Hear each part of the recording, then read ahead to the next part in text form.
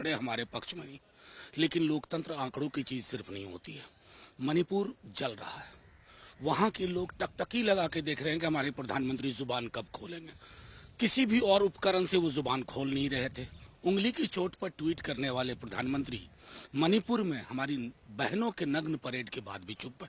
तो शायद अविश्वास प्रस्ताव के बहाने ही उनसे कुछ बुलवाया जा सके, तो यही सबसे बड़ी उपलब्धि होगी। उसी की वजह से ये नो कॉन्फिडेंस मोशन। देखिए, पहली चीज तो यह है, इस नो कॉन्फिडेंस मोशन का उद्देश्य क्या है वो समझ लीजिए।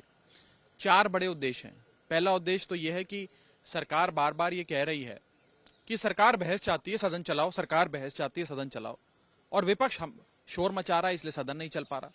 इस नो कॉन्फिडेंस मोशन के आने के बाद सरकार मजबूर हो जाएगी सदन चलाने पर, और इस प्रकार के मनगढ़ंत आरोप हम पर नहीं लगेंगे। वास्तव में सदन चलेगा। 4 दिन बर्बाद हो गए मॉनसून सत्र के। विपक्ष कहता रहा बहस कराओ, बहस कराओ, बहस कराओ, सत्ता पक्ष ने बहस नहीं कराई। तो पहली चीज इस नो कॉन्फिडेंस मोशन लाने की पहला औचित्य यह है, पहला उद्देश्य यह है कि सबसे पहले सदन चलेगा, बहस होगी, जो हम चाहते हैं। दूसरा महत्वपूर्ण बिंदु, ये नो कॉन्फिडेंस मोशन इसलिए भी लाया जा रहा है कि एक विस्तार से एक लंबी चर्चा हो, एक लॉन्ग ड्यूरेशन डिस्कशन हो, 5-7 मिनट की खाना पूर्ति वाली चर्चा ना हो। तीसरा बड़ा उद्देश्य इस बहस का कि